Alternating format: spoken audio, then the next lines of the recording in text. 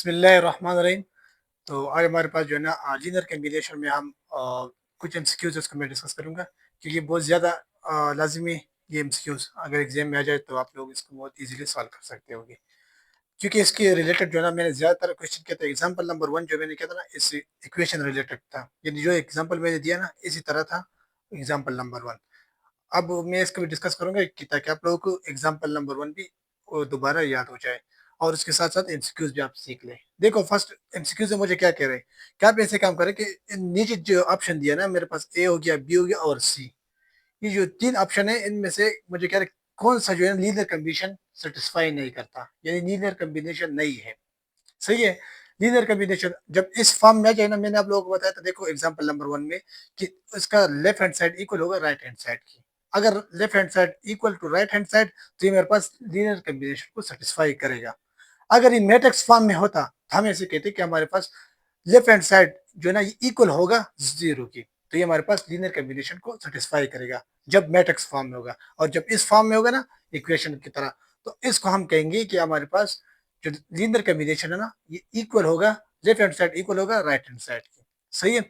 अब हम इस पे देखते हैं कि मुझे इस क्वेश्चन में क्या कह रहा है कि विच इज नॉट, ठीक है, कौन सा जो है ना वो नॉट लीनियर कम्बिनेशन है। इस नॉट को आप थोड़ा सा पहचान लें क्योंकि ये लाजिमी है। आप लोग ऐसे ना कि आप जो आंसर आते हैं ना इक्वल टू इक्वल होगा, वो तो मेरे पास लीनियर कम्बिनेशन है, मगर इस क्वेश्चन में मुझे कह रहा है कि विच इज नॉट, जो सेटिस्फाई नहीं करता, वो इन तीनों में से कौन सा ऑप्शन है। अब इसके लिए मैंने फर्स्ट देखो आप लोगों को मैंने बताया था कि एक लीनियर कम्बिनेशन का हमारे पास जनरल एक फार्मूला था। हम उस फार्मूले को मैं दोबारा इधर लिखूंगा, मैं इसे लिखूंगा कि मेरे पास एक फार्मूला हो गया कि इधर मैं लिखूंगा देखो ये हो गया मेरे पास वी इक्वल होगा, ठीक है, A1 V1 प्लस इसी तरह A2 V2 plus dot dot dot और इक्वल टू AN और VN। ये हमारे पास जो लीनियर कम्बिनेशन का जनरल फार्मूला था। सही है। अब इसमें जो ना ऊपर मुझे कितने दिए देखो, ये आई हो गया जे के मुझे 3 तक जाना पड़ेगा। सही है। V1 A1 A2 A3 तक जाना पड़ेगा। सही है। अब मैं ऐसे काम करूंगा जो है ना लीनियर कम्बिनेशन का जनरल फार्मूला हो गया, ठीक है। मुझे जो है ना इस इक्वेशन में जो है ना दो चीज दिया, एक यू दिया है और दूसरा मेरे पास वी दिया है, ये दोनों वेक्टर हैं, यानी दो है। तो मैं ऐसे काम करूंगा इधर मैं लिखूंगा कि इस जस्ट इस एमसीक्यूज के लिए मैं अगर फार्मूला बनाना चाहता हूं तो मैं ऐसे काम करूंगा A1 और इसके साथ मैं लिखूंगा यू है ना, इधर यू में लिखूंगा, फिर इसके साथ मैं ऐसे काम करूंगा, इसको मैं ऐड करूंगा और A2 कर दूंगा और इसके साथ में दूसरा क्या है वी है, तो वी में लिखूंगा। सही है। और इसको मैं इक्वल करूंगा वेक्टर की। अब इसमें जो है ना वेक्टर कौन सा चीज है देखो, जो ऑप्शन मुझे दिया ना नीचे ABC, ये तीनों जो है ना वेक्टर है। सही है। इन तीनों सारे तो वेक्टर है, मगर मुझे कह रहा है कि इसमें कौन सा जो है ना वो लीनियर कम्बिनेशन को सेटिस्फाई नहीं करता। सही है। फर्स्ट मैं ऐसे काम करूंगा कि इस इक्वेशन में जो है ना इस सारे को मैं लिखूंगा, फर्स्ट में ए के लिए यूज करूंगा, इधर मैं लिखूंगा कि फर्स्ट में ए के लिए इस्तेमाल करूंगा, इस फार्मूले को मैं ए के लिए यूज करूंगा। ए में मेरे पास कौन कौन सी चीज है, टू है और इधर भी टू टू टू है, तीन वाला टू है। सही है। मैं ऐसे काम करूंगा, ए को जो मैं अपनी जगह लिखूंगा और उसके साथ यू जो है ना यू के जो एलिमेंट्स उसको मैं इधर लिखूंगा। इधर क्या है जीरो है तो मैं इधर जीरो हो गया, -2 हो गया और इसके साथ +2 है। फिर इसके साथ मैं से काम करूंगा A2 हो गया और V की एलिमेंट्स में लिखूंगा, इधर मेरे पास ये हो गया 1 3 -1 हो गया। सही है।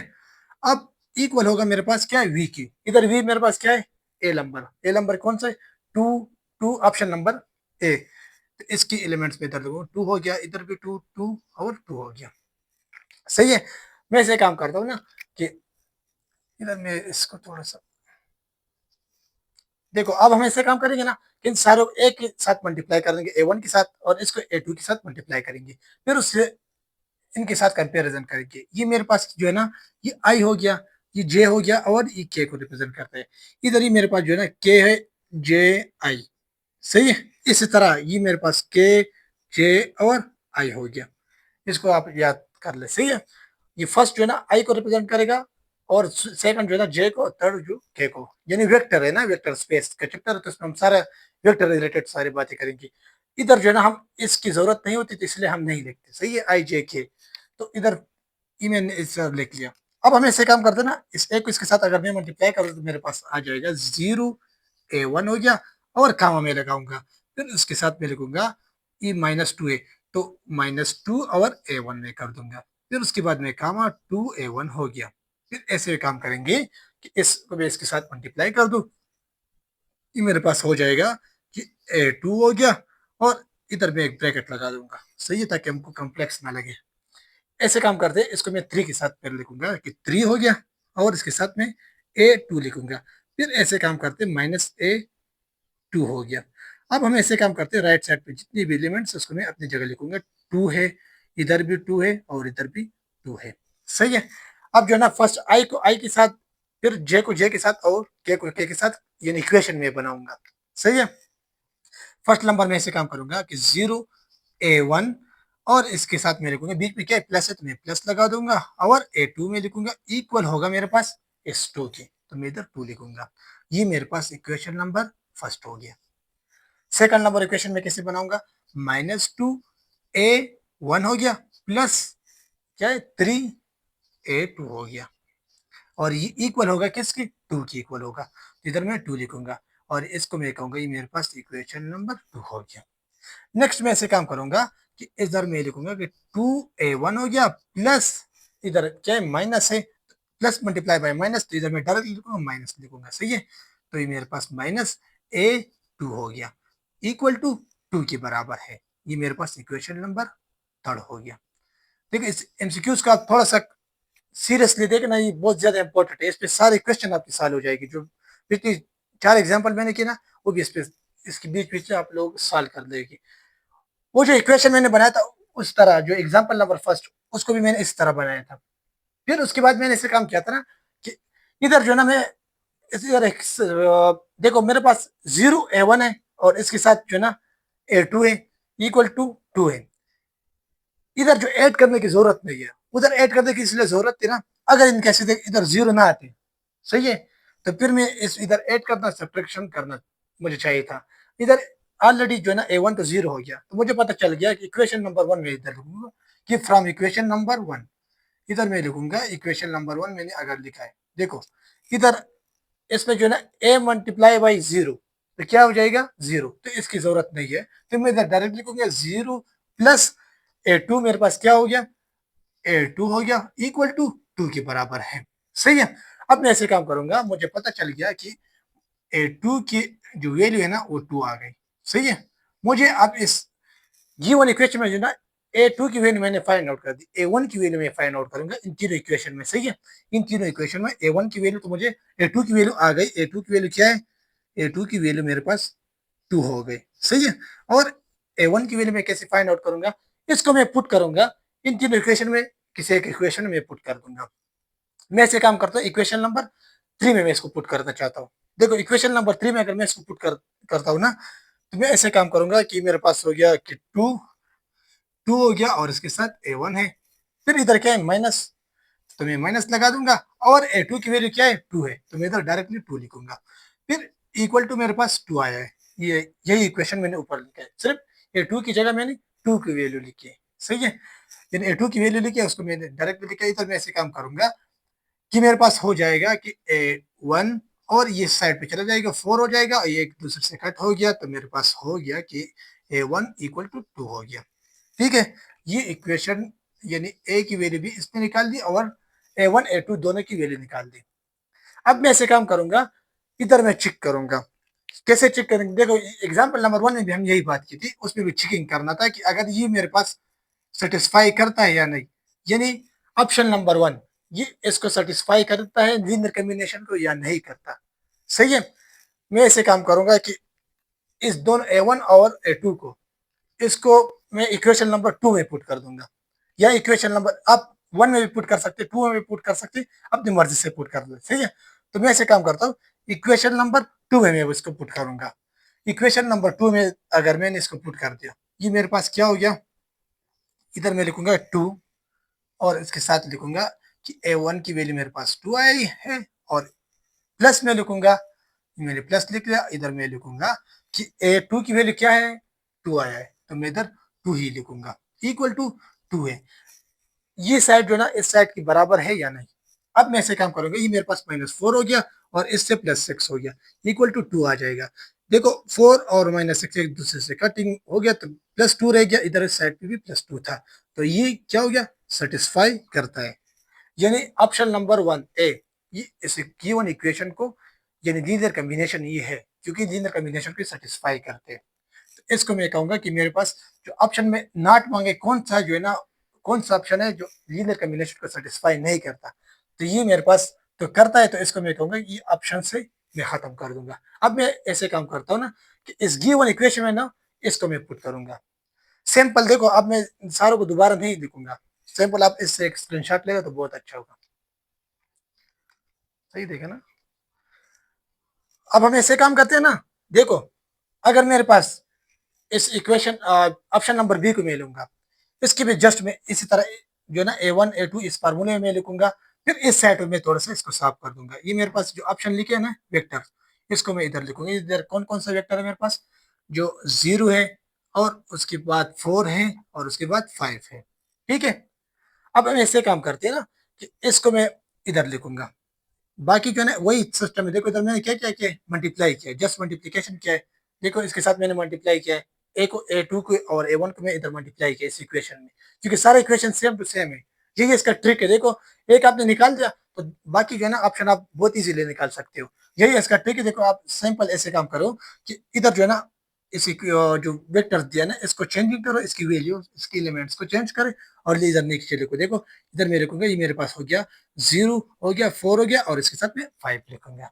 फिर उसके बाद मैं ऐसे काम करूंगा, इस साइड पे सारे 2 आए ना इसको मैं खत्म कर दूंगा, ये मेरे पास खत्म हो गया और इसकी जगह मैं लिखूंगा 0 फर्स्ट है, सेकंड मेरे पास क्या है, ये हो गया 4 और इसके साथ में 5 लिखेंगे, क्योंकि फर्स्ट I J K वही सिस्टम है। फिर ऐसे काम करेंगे हम कि इन दोनों को चेक करेंगे। देखो इसमें मैं इक्वेशन नंबर 1 का अगर मैं देख लूं, मेरे पास क्या है, 0 आया है, तो ये तो ऑलरेडी मुझे पता है इक्वेशन नंबर 1 0 है, यानी A1 के साथ में 0 को मल्टीप्लाई कर तो 0 आ जाएगा, तो ये खत्म हो जाएगा। इसके साथ मैं ऐसे काम करूंगा, इधर इस इक्वेशन को इधर लिखूंगा। देखो A1 तो मेरे पास 0 हो गया, प्लस A2 इक्वल टू 0, इधर जो है ना A2 इक्वल टू 0 है, तो मैं ऐसे काम करूंगा कि मेरे पास A2 की वैल्यू क्या है, 0 आ गई, तो इससे मैं A2 की वैल्यू मेरे पास क्या हो गया, 0 हो गया। ये ऑप्शन नंबर, यानी इधर मैं लिखूंगा, एक तो मैंने लिख लिया कि ऑप्शन नंबर बी के लिए मैं लिखूंगा वो क्या कौन कौन से, इसके एलिमेंट 0 है, 4 है और उसके साथ में 5 लिखूंगा। ठीक है, ये मेरे पास फर्स्ट मैंने निकाल लिया। अब मैं ऐसे काम करूंगा कि इस A2 को मैं पुट करूंगा इन गिवन इक्वेशन, इसमें से किसी एक इक्वेशन में पुट कर दूंगा। मैं ऐसे काम करता हूँ ना कि इक्वेशन नंबर और 2 में मैं पुट कर दूंगा। सही है, इक्वेशन नंबर 2 में अगर मैं इसको पुट करना चाहता हूँ तो क्या आ जाएगा, देखो ये मेरे पास हो गया कि -2 है, तो इधर मैं -2 लिखूंगा और उसके साथ A1 में लिखूंगा, फिर बीच में मैं ऐसे काम करूंगा प्लस लिखूंगा और A2। देखो इधर मैं लिखूंगा कि 3 ही मेरे पास हो गया और A2 की वैल्यू कौन सी आई, 0 आया, तो मैं इधर 0 अपनी जगह लिखूंगा, A2 की जगह मैं 0 लिखूंगा। सही है, और इसके साथ में इक्वल करूंगा 4 को, इक्वल टू 4 है, इस इक्वेशन में मैंने जस्ट इस A2 की जो है ना इसको मैंने इधर पुट कर दिया, इक्वेशन नंबर 2 में मैंने पुट कर दिया। सही है, अब हम ऐसे काम करते हैं ना कि इसको कैलकुलेशन करेंगे, यानी मेरे पास क्या हो गया, 0 हो गया। सिंपल मैं ऐसे काम करूंगा कि मेरे पास क्या हो गया, ये तो 0 हो गया, तो इसकी जगह मैं 0 लगाऊंगा और इधर मैं लिखूंगा कि 2A1 इक्वल टू 4 हो गया, तो मैं ऐसे काम करूंगा A1 इक्वल टू, ये दोनों आपस में कट हो गया और इधर मैं लिखूंगा -2 आ गया। सही है, ये मेरे पास A1 की भी वैल्यू आ गई और A2 की भी वैल्यू आ गई। अब हम ऐसे काम करेंगे, इसको चेक, वही चेकिंग करना है। देखो चेकिंग कैसे करेंगे, चेक करेंगे मैं, सही है, मुझे करना है चेक। कैसे चेक करना है कि A1 और A2 की वैल्यू मैं पुट करूंगा इन गिवन किसी एक इक्वेशन में पुट कर दूंगा। अगर मैं ऐसे काम कर दूं कि इसको मैं इक्वेशन नंबर 3 में पुट करना चाहता हूं, तो मेरे पास कौन सा आंसर आ जाएगा। देखो इधर क्या है, मैं ऐसे काम करूंगा, इधर मेरे पास ये हो गया 2, सही है, और इसके साथ A1 की वैल्यू क्या है, A1 की वैल्यू मेरे पास क्या है, -2 आया है, तो इधर मैं -2 लिखूंगा। फिर उसके बाद मैं ऐसे काम करूंगा कि माइनस करूंगा, ये हो गया माइनस, और A2 की वैल्यू क्या कौन सा है, 0 आए, और इसके साथ मैं लिखूंगा इक्वल टू 5 है, इधर क्या इक्वल टू 5 है। अगर हम देख ले, ये इससे आंसर मेरे पास -4 आ जाएगा और इक्वल टू 5 है, तो ये गिवन इक्वेशन को सेटिस्फाई नहीं करता, यानी लीनियर कॉम्बिनेशन को सेटिस्फाई नहीं करेगा। तो मेरा ऑप्शन जो है ना, ये ऑप्शन जो है ठीक हो जाएगा, क्योंकि मुझे इधर नॉट लिखा तो मैं लिखूंगा कि ये जो है ना 0, 4 और 5 ये लीनियर कॉम्बिनेशन को सेटिस्फाई नहीं कर सकता। और थर्ड नंबर को आप खुद कर ले तो वो सेटिस्फाई कर, उसको मैं करता हूँ, ऐसे काम करता है थर्ड नंबर की। देखो इधर मैं क्या करूंगा, इसकी जगह सिर्फ, इसकी जगह सारों की जगह मैं 0 0 लिखूंगा, सिंपल मैं इधर 0 0 लिखूंगा। देखो ये हो गया 0 हो गया, इसकी जगह भी मैं 0 लिखूंगा और 0 लिखूंगा। फिर इधर ये मैं ऐसे काम करूंगा, जस्ट 0 हो गया, इधर भी 0 हो गया और इसके साथ भी मैं 0 लिखूंगा। सही है। अब हम ऐसे काम करते हैं, इन सारों को मैं 0 कर दूंगा, ये हो गया 0 हो गया और इधर भी मैं 0 कर दूंगा। अब आपस में इसको कंपेरिजन में करूंगा, इधर इसको मैं लिखूंगा। देखो अगर मैं इक्वेशन नंबर 1 तो ऑलरेडी मुझे पता चल गया कि इक्वेशन ए टू की वैल्यू मेरे पास हो गया, A2 इक्वल टू 0 हो गया। सही है। इसको मैं ऐसे काम करता हूँ कि पुट करूंगा, इसको मैं पुट करता हूँ इक्वेशन नंबर 3 में मैं पुट करना चाहता हूँ। इक्वेशन नंबर 3 में मैंने पुट कर दिया, ये हो गया मेरे पास। देखो इधर मैं 2 लिखूंगा और A1 इसके साथ लिखूंगा। फिर ऐसे काम करेंगे, बीच में क्या है, माइनस है और A2 की वैल्यू 0 आए, इक्वल टू 0 है, तो इसके साथ मैं लिखूंगा कि A2 A1 इक्वल टू 0 हो गया और ये डिवीजन मल्टीप्लाई इधर जाएगा तो डिवीजन में हो जाएगा, यानी 0 डिवाइड बाय समथिंग इट इसका 0, इसका 0 ही आंसर आ जाएगा। तो मैं इधर लिखूंगा कि A1 इक्वल टू 0। तो दोनों A1 और A2 जो है ना, ये दोनों क्या है, 0 हो गए, ये भी 0 हो गया और इससे भी 0 आंसर आ गया। सही है। अब मैं इसे काम करूंगा, इसको मैं चेक करूंगा कि मेरे पास यानी लीनियर कॉम्बिनेशन को सेटिस्फाई करता है या नहीं। सही है। अब हम ऐसे काम करते हैं ना कि इस A1 और A2 को मैं पुट कर दूंगा, इक्वेशन नंबर 1 में मैं पुट करना चाहता हूँ। तो इधर मेरे पास 0, A1 की वैल्यू क्या है, 0 है। फिर ऐसे काम करेंगे, बीच में प्लस है और A2 की वैल्यू भी 0 आया, इक्वल टू में से इक्वल टू, ये हो गया, इधर इसके साथ 1 मल्टीप्लाई हुआ है और इक्वल टू 0 है। तो 0 मल्टीप्लाई बाय 0 0, तो ये जो ना left hand side equal to right hand side है, यानी मुझे पता चल गया कि ये भी सेटिस्फाई करता है, मगर ये मेरा ऑप्शन नहीं है। क्योंकि मुझे क्या कह रहे थे कि आप ऐसे काम करो कि इस गिवन इक्वेशन में कौन से कौन से वेक्टर हैं जो लीनियर कॉम्बिनेशन को सेटिस्फाई नहीं करता, तो वो एग्जांपल नंबर 2 ऑप्शन ठीक है। सही है, वो जो है लीनियर कॉम्बिनेशन को सेटिस्फाई नहीं करता। अब मैं जो 3 4 क्वेश्चन लिखता हूँ, आप लोग उसको खुद कर ले। सही है। सो अब ऐसे काम करना, इन दोनों असाइनमेंट का आप खुद कर ले, क्योंकि बहुत ज्यादा लाजिमी है। और उसी मेथड पे देखो, ये मैंने एग्जांपल नंबर 1 के रिलेटेड में पे किया था और एग्जांपल नंबर 3 और 4 वो मैंने इस तरीके पे किया था। सही है। एग्जांपल नंबर 1 2 इस तरीके पे मैंने किया था, एग्जांपल नंबर 3 और 4 मैंने इस तरीके पे किया था। सही है।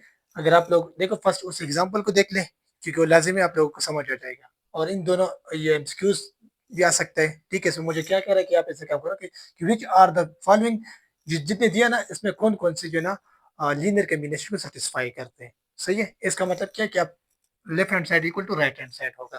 ठीक है।